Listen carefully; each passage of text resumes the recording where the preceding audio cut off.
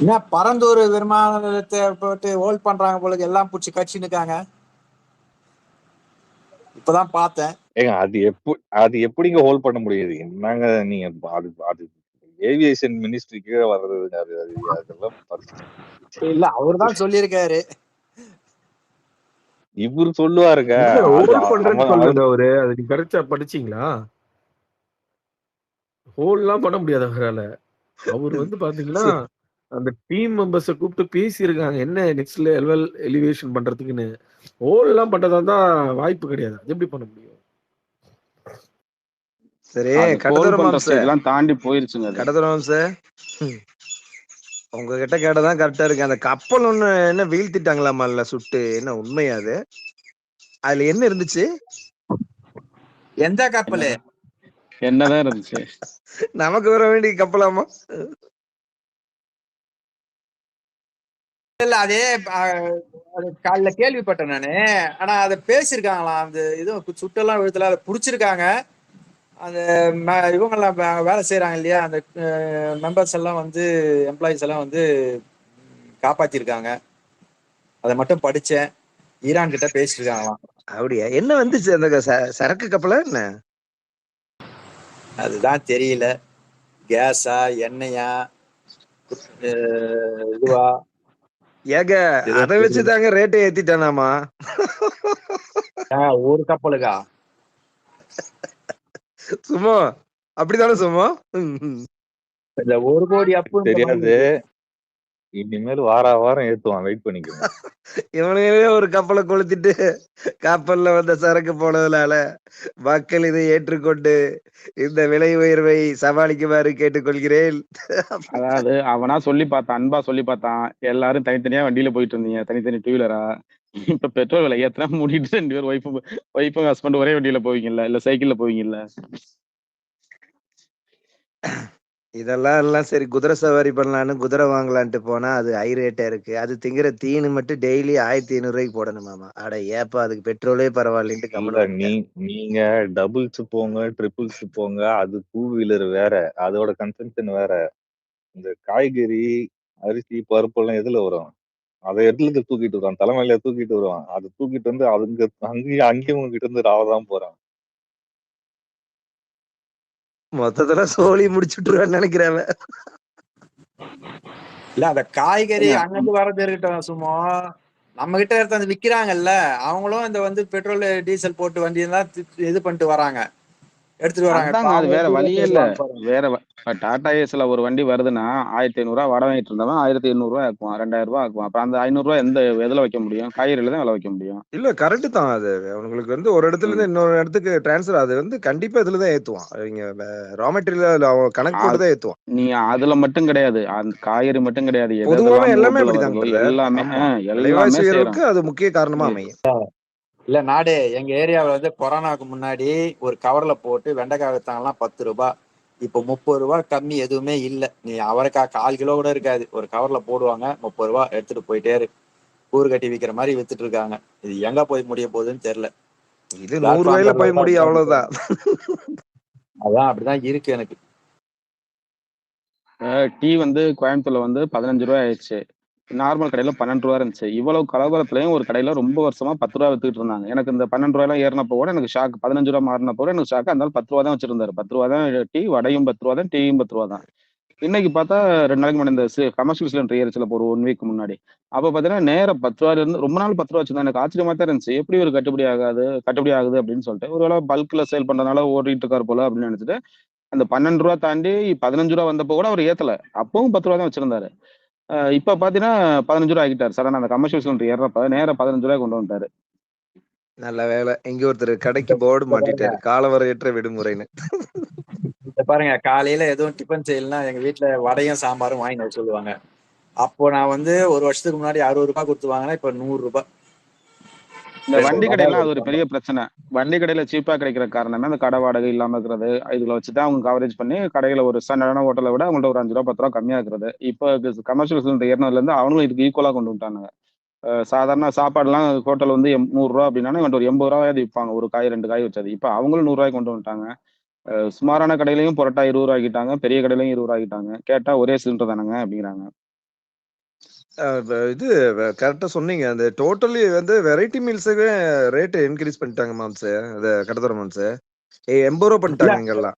80 ரூபா பண்ணிட்டாங்க. ஒரு ஒரு மாசத்துக்கு முன்னாடி எங்க ஏரியால இருக்க ஹோட்டல்ல போய் உட்காந்து சரி பூரியாவது சாப்பிடலாம்னு சொல்லிட்டு பூரின்னு கேட்டா, இல்ல ஐயா பூரி எல்லாம் எண்ணெய் கொதிச்சுட்டே இருக்கணும், அது செட் ஆகாது, நம்ம கிட்ட கேஸ் இல்ல, நீ வேணா தோசை கூட ரொம்ப கஷ்டம், இட்லி இருக்கு அப்படின்னாங்க. சரி இட்லியாவது எடுத்துட்டு வாங்க. அம்மா தோசையும் கல்லு இதுவாயிட்டே சூடாயிட்டே இருக்கணும்ல, ஆமாமா. அதனால அதுவும் இல்ல ஐயா அப்படின்ட்டாங்க. இட்லி மட்டும் எடுத்துட்டு வாங்கன்னு.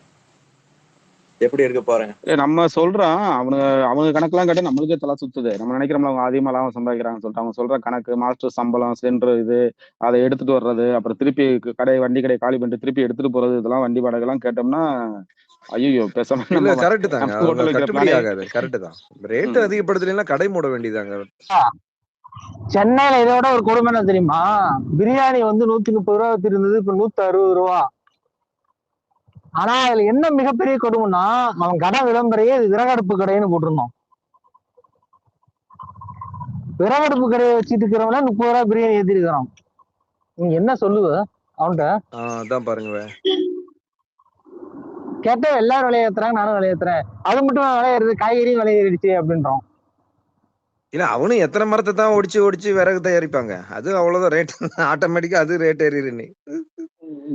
விறகுலோடு கொண்டு வர வண்டி வாடகை கூடிச்சுன்னு சொல்லிடுவான் அடுத்து. அண்ணா விறகு கிடைக்காது இல்லண்ணே. ஒன்ஸ் அவ்வளவுதான் முடிஞ்சு போச்சு இல்லண்ணே. வெட்ட அது வந்து என்ன உடனே அது அவ்வளவுதான் முடிஞ்சு போச்சு.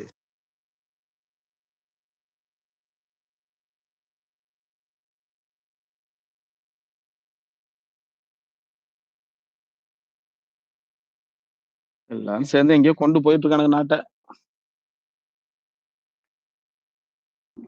அவன் அடுத்த வருஷம் தான் கவுன்சிலர் எலெக்ஷனா? உள்ளாட்சிக்கு எப்ப தருதுல? ஆல்ரெடி காலி ஆயிடுச்சுங்க. இப்ப அனௌன்ஸ் பண்ணணும். இவனுக்கு ஸ்டெபிளைஸ் ஆயிட்டாங்கன்னா பண்ணுவானுங்க. உள்ளாட்சி தேர்தல்னா இது மட்டும் ரூரல் பஞ்சாயத்து போர்டு மட்டும், கார்பரேஷன் கிடையாதுன்னா. ஊரக உள்ளாட்சி தேர்தல் மட்டும், நகர்ப்புறத்துக்கு இப்ப கிடையாது. இன்னும் டைம் இருக்குன்னு நினைக்கிறேன். எங்க தலைவரே நீங்க அது வரைக்கும் போயிட்டீங்க. இங்க வந்து டிஸ்கஷன் இவனுக்கு வந்து பதவி நீக்கமாட்டு வேற அதை வேற பாத்துட்டு இருக்காங்க ஒரு பக்கம். அப்படி ஆயிடுச்சுன்னா இவனுங்க விசிகாவும் கம்யூனிஸ்டுக்கு பவர் கோடிரு அவனுக்கு ஆட்டம் கட்டிடுவானுங்க. இல்ல இந்த டீ கடையில ஒரு 90s எல்லாம் பாத்தீங்கன்னா இந்த பாய்லர் போட்டு, இந்த பித்தளை பாய்லர் போட்டு அதை கீழே நெருப்பு வச்சு ஒதுக்கி வச்சு நிற்பாங்கல்ல தண்ணிய, அது பாத்துறீங்கல்ல? கறி அடுப்பு கறி போட்டு வச்சிருப்பானு. சொல்லுங்க. அதோட டீனுடைய சுவையே வேறங்க கட்டமாம் சார். சொல்றேன் நானு, அந்த மாதிரி நிலைமைக்கு வர போறோம். இப்ப திரும்பி பாய்லர் தூக்கின்னு வர போறாங்க. எல்லாம் பாய்லரும் சிம்மியா இருக்கும் தூக்கின்னு வர போறாங்க. சிம்னி அடுப்பு என்ன ரேட்டு விற்போம்?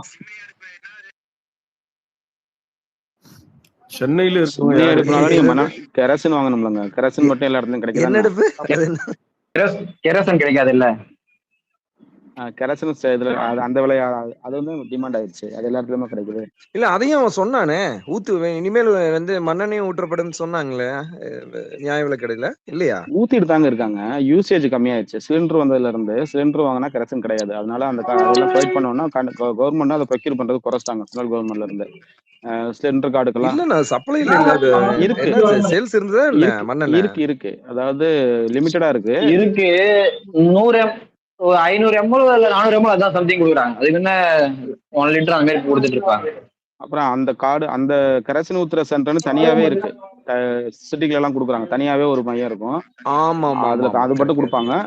அந்த கார்டு வைஸா ஆமா அதுல பிரிச்சாங்க. ரெண்டாவது வந்து இப்ப நீங்க கேஸ் கனெக்ஷன் இருக்குன்னா அது வந்து வராது. இப்ப அதெல்லாம் லிங்க் பண்ணிட்டாங்க. ரேஷன் கார்டோட கேஸ் கனெக்ஷன் இருந்துச்சுன்னா இல்ல அதுதான் இங்க 2 சிலிண்டர் வராது, சுத்தமா கிடையாது. எங்களுக்கு கெரோசின்லாம் வேணாயா, நாங்க கறி அடுப்புல கற்பூரம் போட்டு கூட கொளுத்திப்பீங்க. என்னையா இப்போ 1/4 கிலோ கற்பூரம் போட்டா சரியா போச்சு. கற்பூரம் 1/4 கிலோ கற்பூரம் அதையும் ஏத்த போறோம்.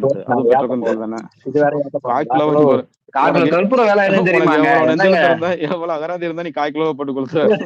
4 கிலோ வாங்கிட்டு ஒரு ரெண்டு துண்டு போட்டு கொளுத்தாதா? கொஞ்ச நேரம் எரிஞ்சதுன்னா சரியா போயிட்டு. கறி நல்லா காஞ்சுன்னா சலன்னு புடிச்சுக்கோங்க கறி. அதுக்கப்புறம் நம்ம கறி போட்டா போதும். அது ஃபர்ஸ்ட் ஸ்டார்டிங்ல மட்டும் தானே போடுவாங்க. ஸ்டார்டிங் அப்பதான். அதுக்கப்புறம் மேல கறி ஒரு டைம் இந்த பெட்ரோல் விலை ஏறினப்ப கற்பூரத்தை ஏத்திட்டானுங்க. விலை ஏத்திட்டானுங்க. டிமாண்ட் ஆயிருச்சு. மெட்டீரியல் கிடைக்கல. அப்பதான் நிறைய பேருக்கே தெரிஞ்சது அதுவும் பெட்ரோ கெமிக்கல் தான். பெட்ரோல் விலை ஹெவியா ஏறிச்சுன்னா அதுவும் ஏறுங்கிறதா நிறைய பேருக்கு அப்படி தெரிஞ்சது.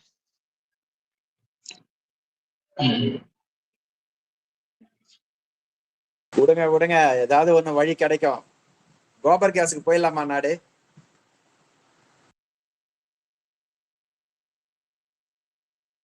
என்னத்தையாவது பண்ணுங்க. இவங்க சங்கிகளே தான் உருட்டிக்கிட்டு இருந்தானுங்க கொஞ்ச நாளைக்கு முன்னாடி வரைக்கும். போன டைம்ல ஏன் இப்படி பெட்ரோல் விலை ஏத்திட்டே இருக்கீங்க? அந்த 50 ரூபா 60 ரூபாயில இருந்து ஏறினப்ப அவர் வந்து லாங் விஷன்ல யோசிக்கிறாரு. நீங்க எல்லாம் பேட்டரி வண்டிக்கு போங்க, வி வண்டிக்கு வெஹிக்கிளுக்கு போங்க.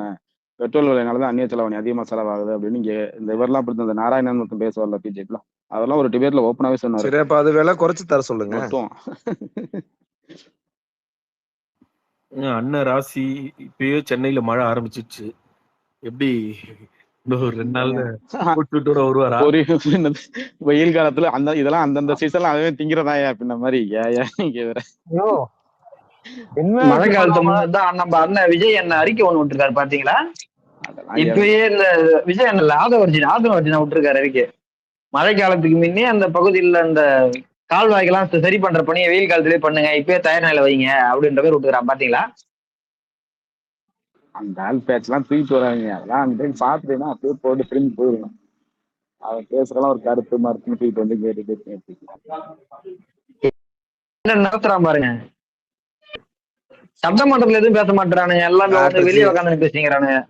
ஒண்ணு தெரிஞ்சுக்க, நம்மளுக்கு பிடிக்குதோ பிடிக்கலையோ, பரிசு தொகை எவ்வளவு வைக்கலாம்னு ஒரு பிடிக்குதோ மீட்டிங் பிடிக்கலையோ அவன் போட்டுருப்பாங்க என்ன போல. மினிஸ்டர், சரிங்களா? இதெல்லாம் நான் பேசிட்டேன் செய்வான், விட்டு தொலைங்க, அவ்வளவுதான்.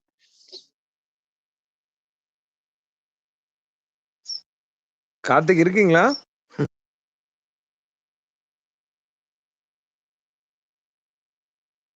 சரி சரி, நம்ம கடதோர மாம்ஸ்டே கேட்டுருவோம். கடதோர மாம்ச சொல்லுங்க சொல்லுங்க. லீமா ரோஸ்னுடைய அப்டேட் சொல்லுங்க. ஏதோ போராட்டமா கண்ட மணிக்கு திட்டுறாங்களாம். அது நேத்தையில நடந்துருச்சு. ஒலிகட்ட எவ்வளவு காசு வாயை பத்தி வாங்கிட்டு எலெக்ஷன் எவ்வளவு 10 போயிருந்துச்சா? அந்த மாதிரி காசு அப்பா யாரு தெரியுமாயா? வருங்கால ஜெனரல் செக்ரட்டரியா ஏடிபிகேல அப்படின்னு தூக்கிட்டு போயிட்டாளுங்க.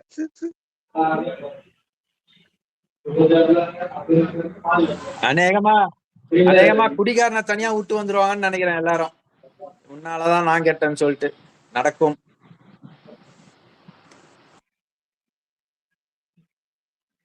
இன்னொரு செய்தி ஒண்ணு பாத்தீங்க, ஒரு தற்கொலை ஃப்ரெண்ட் ஒருத்தன் கூட இருக்கிறான், ஒருத்தன் ஸ்டேட்டஸ் ஒண்ணு வச்சுக்கிறான். தலைமைச் செயலகத்துக்கு காலைல வரும்போது தினமும் மதிய உணவோட கொண்டு வராராம் விஜய்.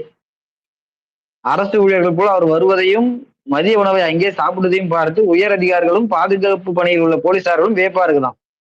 சோறு எத்தனை ஒருத்தர் முக்கியம் இல்லப்பா, வேலை செய்யறதுதான் முக்கியம்னு சொல்லி பதில் போட்டிருக்கான் அவனுக்கு. நானு சட்டமன்றத்துக்கு சோறு எத்தனத்தெல்லாம் ஒரு இதுன்னு சொல்லி அதான் ஒரு ஸ்டேட்டஸ் வச்சுக்கிறானுங்கப்பா எல்லாரும். கொடுமை.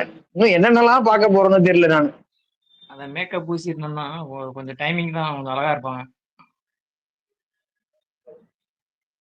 நேரம் ஆக ஆக அவன் சோறு எடுத்துன்னு வரான், இது எடுத்துன்னு வரான், அதெல்லாம் பார்க்கறதாங்க நம்மளால. இதை ஒரு ஸ்டேட்டஸ் வச்சுக்கிறாங்க வச்சு. நேரம் ஆக ஆக அந்த மேக்கப் கலைஞ்சிரும். அந்த மாதிரிதான் ஒரு 2 மாசத்துக்கு இப்படிதான் இருக்கும். அவரு 16 கிலோமீட்டரோ 18 கிலோமீட்டர்ல இருந்து வராருங்க. அவர் சோறு எடுத்துன்னு தான் வந்தாவன வர வழி.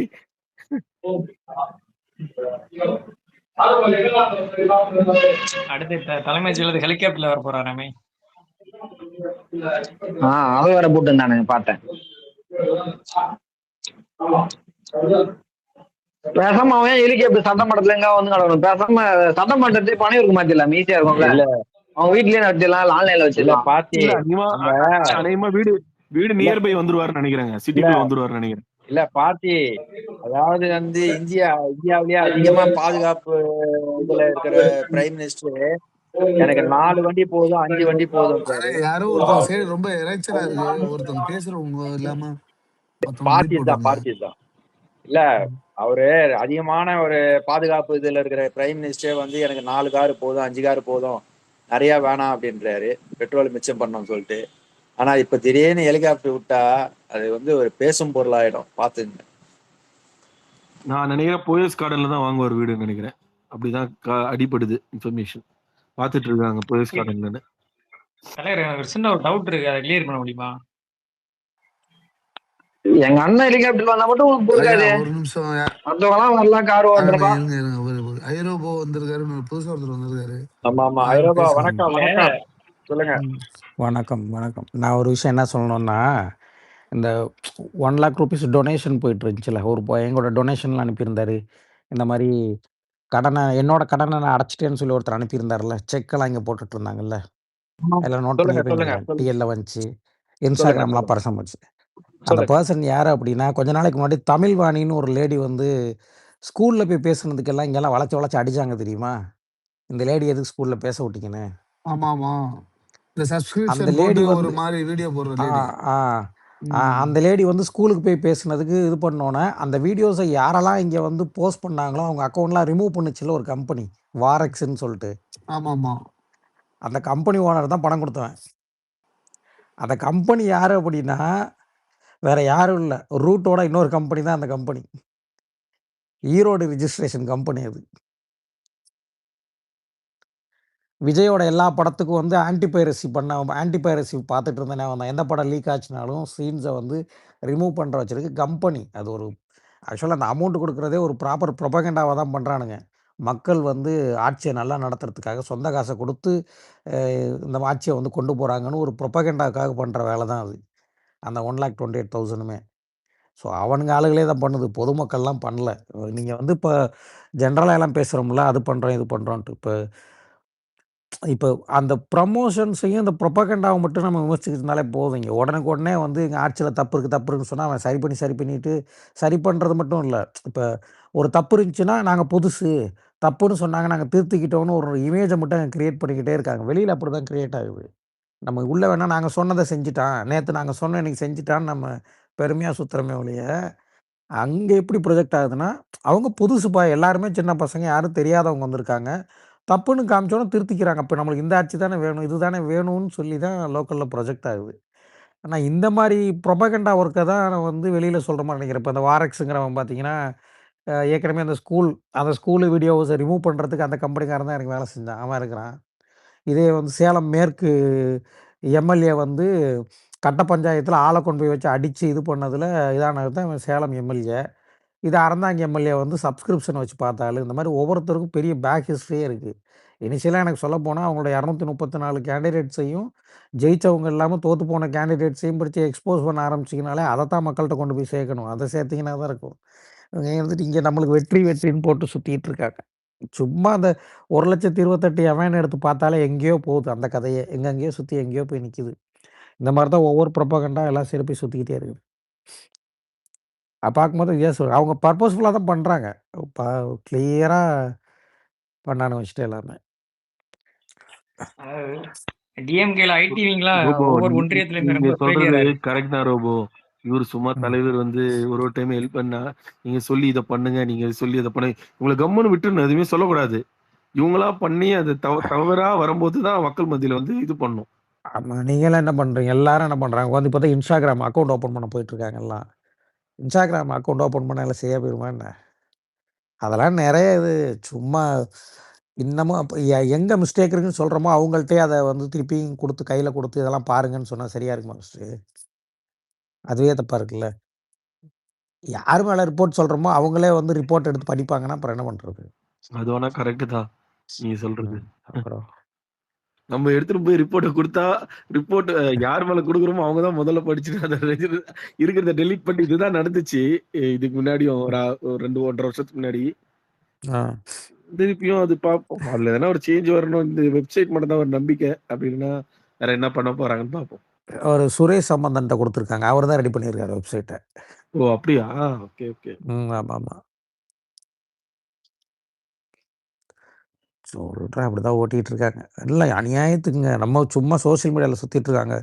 இங்கே நடக்கிறது எல்லாத்தையும் சூப்பராக கொண்டு போய் சேர்க்குறானுங்க ஃபீல்டில். பயங்கர ஒரு இதுவாக கொண்டு போய் சேர்த்துடுறாங்க அதை. இப்போ நேற்று சொன்னாங்களே ஒரு லேடி வந்து ஒரு இது போட்டிருந்துச்சுல, அந்த எங்கள் ஸ்கூல் பக்கத்தில் ஒரு ஒயின் ஷாப் இருந்துச்சு டி நகரில். அதை வந்து இவர் சொல்லி மூடிட்டாருன்னு அதை இங்கே எல்லாரும் எடுத்து போட்டு மூடவே இல்லை பாருன்னு நெக்ஸ்ட் டே வீடியோ போட்டாங்க எல்லாருமே. இப்போ அதை மூடுறதுக்கு நடவடிக்கை போயிட்டுருன்னு வச்சுக்கங்களேன். இப்போ அது என்ன ஆகும் அப்படின்னா, இப்போ அது எப்படி ப்ரொஜெக்ட் ஆகுது? இப்போ நீங்கள் வந்து சொல்கிறீங்க அவங்க சொன்னது பொய்ன்னு சொல்லி நாங்கள் ப்ரூவ் பண்ணிட்டோன்னு சொல்லி இங்கே எல்லாம் ஃபயர் விட்டு சுற்றுறாங்க. ஆனால் இங்கே நடக்கிறது என்னென்னா, அப்போ இவ்வளோ காலமாக அந்த இடத்துல ஒரு ஒயின் ஷாப் இருந்திருக்கு தானே, அதையே நீங்கள் மூடல. இப்போ நீ கவனத்துக்கு கொண்டு போனால் நான் மூடிட்டேன்ல அப்படின்னு வருது. ஆட அங்கேருந்து 5 கடை தள்ளி தான் டிவிகே காரன் ஒன்று ப்ரைவேட் பாரே இருக்குது. இங்க அத கேளுங்க. விட்டுட்டீங்கல்ல. அத கோயம்புத்தூர்ல விட்டுட்டீங்கல்ல. கோயம்புத்தூர்லயும், இல்லைங்க. கரூர்லயும் அது இல்ல. அதே டி நகர்ல, அதே கடைக்கு பக்கத்துல 2, 3 கடை தாண்டி தான் ஒரு பிரைவேட் கிளப் ஒண்ணு இருக்கு. டிவிகே காரரது. அத விட்டுட்டீங்கல்ல அப்புறம் எல்லாரும். இல்ல நீங்க அவங்க குடுக்குறத கன்சியூம் பண்ணிக்கிட்டு, நீங்க அதுக்கு ரிட்டாலியேட் பண்ணிட்டு, அதுல வெற்றின்ட்டு போறீங்க. அவன் ஆக்சுவல் வெற்றிய வந்து வேற பக்கம் காமிச்சுட்டு இருக்கான். அவ்வளோதான். இன்னைக்கு காலையில இருந்து பாத்தீங்கன்னா, கரூர், கோயம்புத்தூர் இந்த பெல்ட்ல கடைய மூடியாச்சுன்னு சொல்லிட்டு எவ்ளோ வீடியோ. எல்லாம் எ இன்னைக்கு கூட யாரோ ஒருத்தர் சொன்னாங்க. இன்னைக்கெல்லாம் வந்து எந்த வீடியோவும் வரலன்னு. நானே இன்னைக்கு காலையில இருந்து எப்படி பார்த்தாலும் ஒரு 80 வீடியோக்கு மேல பார்த்திருப்பேன். அதுவும் எல்லாம் வந்து பார்த்தீங்கன்னா, ஃபேன் பேஜ் வீடியோ. அதான் ஆல்ரெடி வந்து அ எதனா ஒரு இது பண்ணிட்டு இருப்பாங்கல்ல. எல்லாத்த பத்தியும் பேசி. அந்த மாரி ஒரு பேஜ் வீடியோ கோயம்புத்தூர்ல ஒரு 2 சரி. வீடியோ போட்டிருக்கான். நான் ஒண்ணு சொல்றேன். இப்ப தான் ஒரு சும்மா கூட சொல்லிக்கிட்டு இருந்தேன். இங்க அ கட்சியில வந்து அ எப்பவுமே பார்த்தீங்கன்னா, ஒரு எலக்ஷனுக்கு ஒரு கிளாக் ஃபிக்ஸ் பண்ணுவாங்க. ஓகேவா? ஒரு கிளாக் ஃபிக்ஸ் பண்ணுவாங்க. டேட் அனவுன்ஸ் பண்ணதுக்கு அப்புறமா. அ கட்சியில வந்து 2021லயும் 45 நாளைக்கு முன்னாடி கிளாக் ஃபிக்ஸ் பண்ணாங்க. நீங்க நியூஸ் பேப்பர்ல எடுத்து பார்த்தா கிடைக்கும். இந்த எலக்ஷனுக்கும் ஃபிக்ஸ் பண்ணாங்க. டேட் அனவுன்ஸ் பண்ணப்ப. வாய்ஸ் ஆஃப் காமன் எப்ப கிளாக் ஃபிக்ஸ் பண்ணுச்சுன்னு சொல்லுங்க? 1 இயருக்கு முன்னாடி ஃபிக்ஸ் பண்ணிட்டான் கிளாக்க. மே 3 இல்ல மே 4 தான் ரிசல்ட் வரும்னு ஒரு அப்ராக்ஸிமேட்டுன்னு அவன் ஒரு கால்குலேஷன் போட்டு, வாய்ஸ் ஆஃப் காமன் பேஜ்ல வேலை செஞ்சவங்க வந்து பார்த்தீங்கன்னா, ஒரு சில இடத்துல வீடியோஸ் போட்டிருப்பாங்க. நீங்க அதில ஓடுற கிளாக்க பாருங்க. 1 இயர் கிளாக் போட்டிருப்பான். நீங்க அங்கேயே விட்டுருக்கிறீங்கல்ல. அங்கேயே பிரச்சனையா இருக்குதுல்ல. அவன் 1 இயர்க்கு எப்படி அவன் மே மாசம் 3, 4 இந்த டேட்ல தான் வந்து ஒரு இதே மாறப்போகுது. அவன் போட்டு இப்போ டைம் லெஃப்ட் டூ மேக் ஹிஸ்ட்ரின்னு ஒரு கிளாக் 1 இயர். ஓகேவா? அந்த இன்ஃப்ராலாம் பண்ணியிருக்காங்கல்ல. அந்த சோசியல் மீடியா இன்ஃப்ரா மத்ததெல்லாம் இருக்குல்ல. அத அவன் பண்ணி செட் பண்ணியிருக்கான்ல எல்லாமே. அப்ப கோட்ட விட்டுட்டு மக்கள மட்டுமே குத்தம் சொல்லிக்கிட்டு இருக்கிறதோ, இல்ல வந்து மக்கள் இதா பார்த்து ஓட்டு போடாம விட்டுட்டாங்க, எல்லாம் இது விட்டுட்டாங்கன்னு சொல்றது என்ன இருக்குது? அவங்க ப்ராப்பரா அவன் வந்து இப்ப வந்து ஒரு எலக்ஷனுக்கும் நிக்காம நேரா இந்த எலக்ஷன் வந்துன்னாங்கல்ல. அதுக்கு முன்னாடி அத்தனை எலக்ஷன் நிக்கலன்னா, அத்தனை எலக்ஷனுக்கு நடுவுல வந்து அவன் அந்த ஏரியா வைஸா, இது வைஸா பண்ண அந்த டிஜிட்டல் இன்ஃப்ராஸ்ட்ரக்சரு, ஸ்ட்ராட்டர்ஜியா இருக்கட்டும், அவன் ஒரு நரேட்டிவ் செட் பண்ணதா இருக்கட்டும், எல்லாத்தையும் பண்ணிட்டு வந்திருக்கான்ல.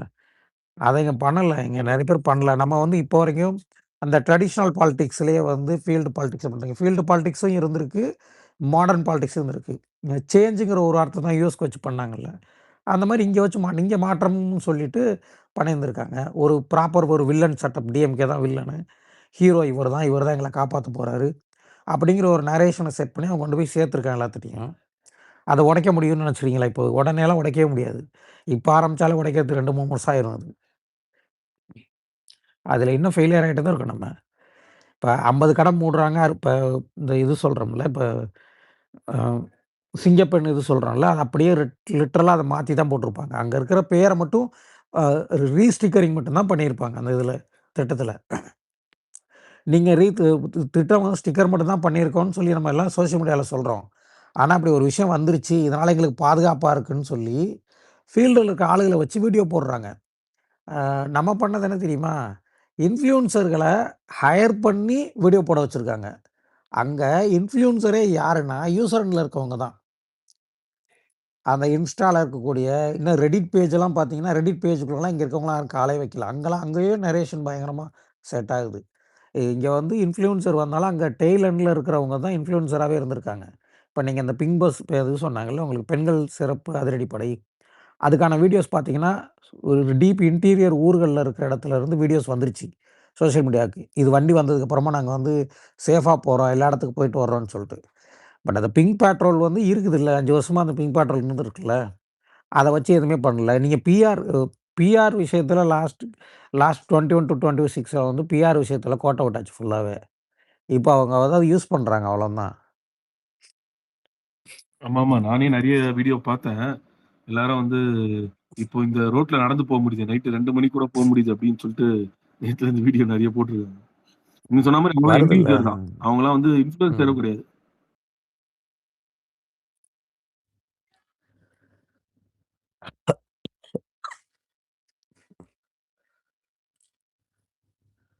அது புரியாம தான் எல்லாம் உட்காந்து Instagram ஓப்பன் பண்ணிட்டு இருக்காங்க ஒரு குரூப்பு. ஒரு குரூப் வந்து என்னைய ஃபாலோ பண்ணுங்க. நானும் உங்கள ஃபாலோ பண்ணுவேன். நம்ம டீம் ஃபார்ம் பண்ணுவோம்னு கூட்டம் சேர்த்துட்டு இருக்காங்க. கொஞ்ச நாள்ல அவங்க ஏதாவது சினிமா ப்ரமோஷனுக்கு போஸ்ட் போட்டுட்டு இருப்பாங்க. Facebook, Instaல. அதான் நடக்க போகுது. வேற எதுவும் மாறப்போதா நீங்க?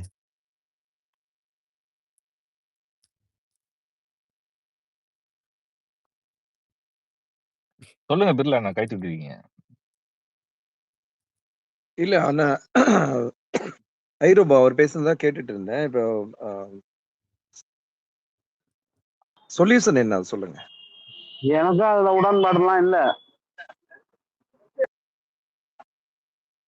எதுல கணேசன்? இல்ல அதாவது இல்ல ப்ராப்ளமேட்டிக்கான விஷயம் வந்து நான் சொல்றேன், ரிசல்ட் சொல்லிடுறேன். கள நிலவரத்துக்கும் வந்திருக்கக்கூடிய வாக்கு எண்ணிக்கைக்கும்